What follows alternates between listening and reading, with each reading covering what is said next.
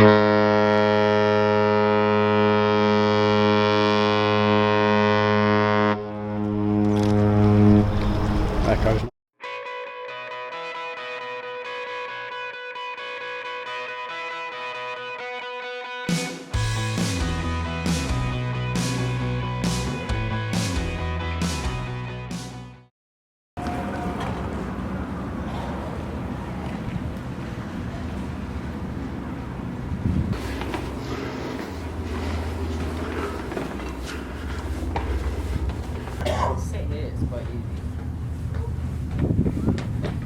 Okay guys, time-lapse photography. Let's take this really simply because I've just done a time-lapse of Portsmouth Harbour. Hopefully it comes out okay because the sun is quite bright.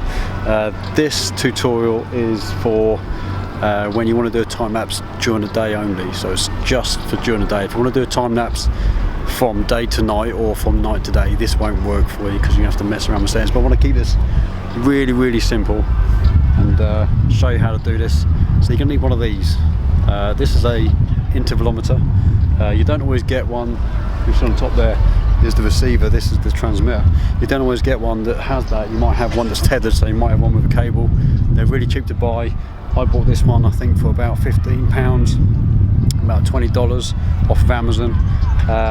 For my Sony, there's obviously other ones for all different types of cameras. So what this does essentially is shoots at certain intervals and just keeps shooting until you stop it. So I've done probably about 600 images of Portsmouth Harbour. Luckily I came up here and there was a ship, big cruise liner going out of the harbour, so hopefully that turned out alright. Very simply, set your intervalometer to an interval longer than your shutter speed and give it an extra second or so. We just set mine for about... Oh, you idiot. Hang on. Okay, so before I was rudely interrupted there by a good friend of mine who's coming to do a little bit of photography. You want to get an intervalometer and set it to a interval longer than your shutter speed and plus probably about a second or so. This way you're never going to lose a shot. If you set it for less than that, you're going to miss fire and you're going to get shots that just aren't going to be right.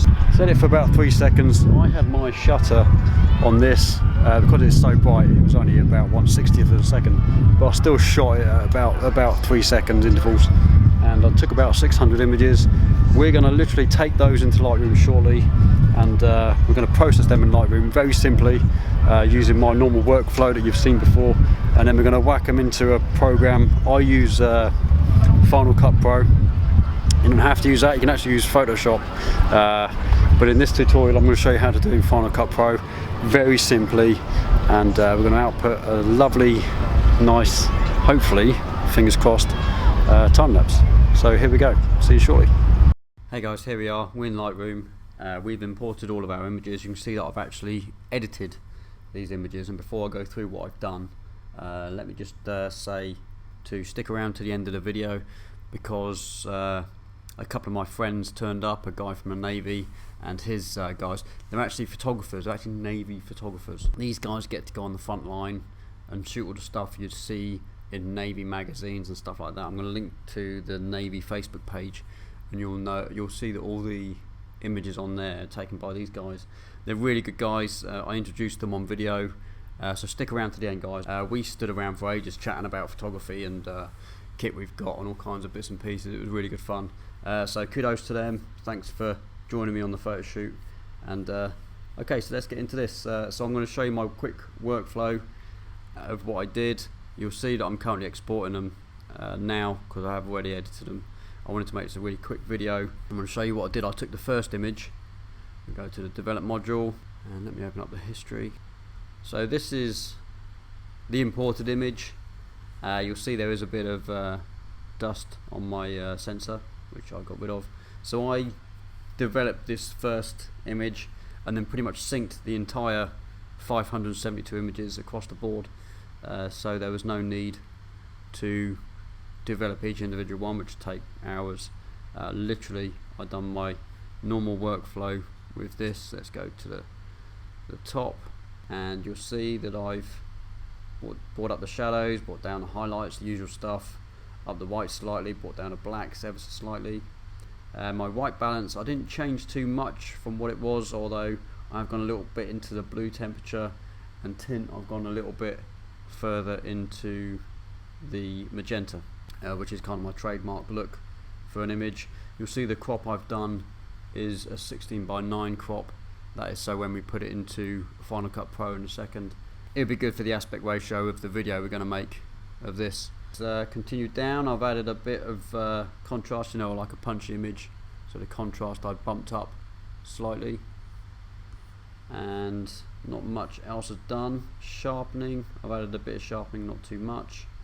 No luminance, nothing there. I've removed chromatic aberration and enabled the profile correction. It's picked up my lens that I had at the time, and nothing much else really. I did change from standard to portrait. I found that a better look. You see it has a bit more punch, a bit bluier. So that's pretty much what I did. So what's left to do now is, once these have exported, I'm gonna import them into Final Cut Pro and show you quickly what we do in there. My workflow is really quick for these, so it's gonna be a very short video for this, and I'll see you over there in a second. Okay guys, so here we are in Final Cut Pro. You can do this with other software, Premiere Pro, all that kind of stuff. You can actually do this in Photoshop very simply. There are videos out there, go and have a quick look if Photoshop is all you have. But I'm going to show you quickly in Final Cut Pro. This is a very quick process. You'll see I've got all my images, I've imported them into the library here.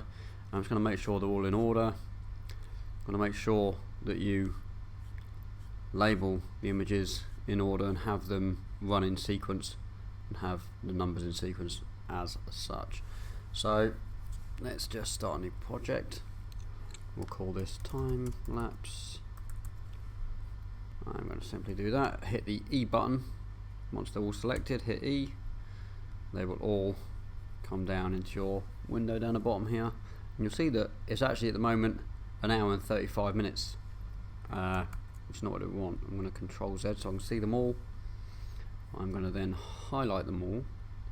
I'm going to hit Control D, which will change the time, and change that to 1.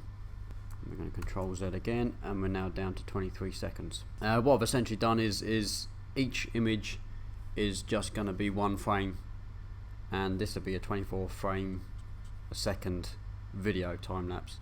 So from here we can actually view it. It may not render too well on the screen here.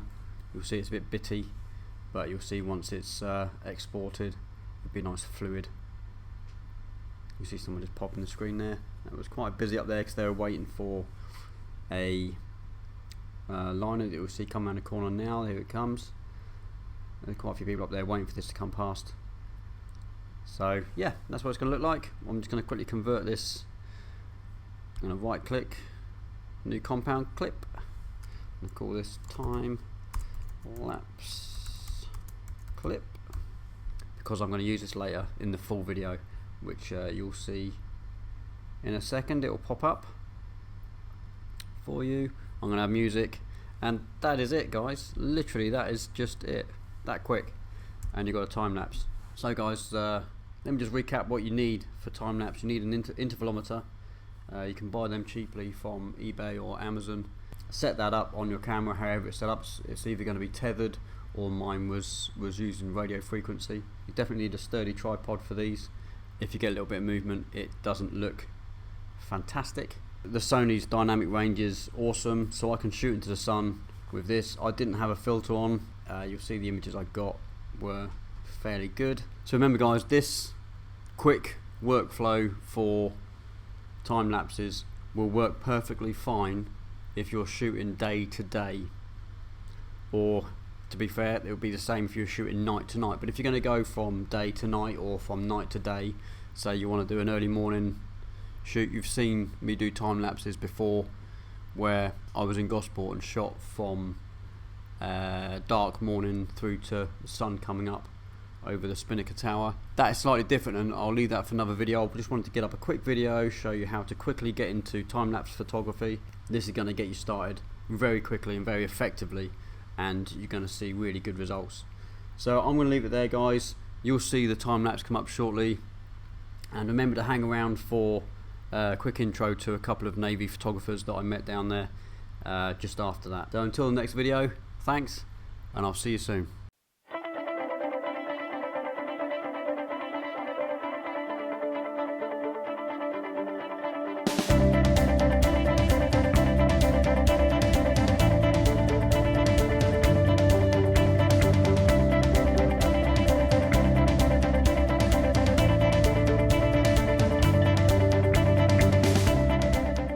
Okay, so we've got Donnie and Sam, who have just joined us for a long exposure, which I'll show you shortly. But these guys are you're quite experienced. Yeah, Royal Navy photographer. And you're fairly new, or? I'm fairly new. I was in the Royal Marines for 7 years. Wow. I transferred to be a Navy photographer.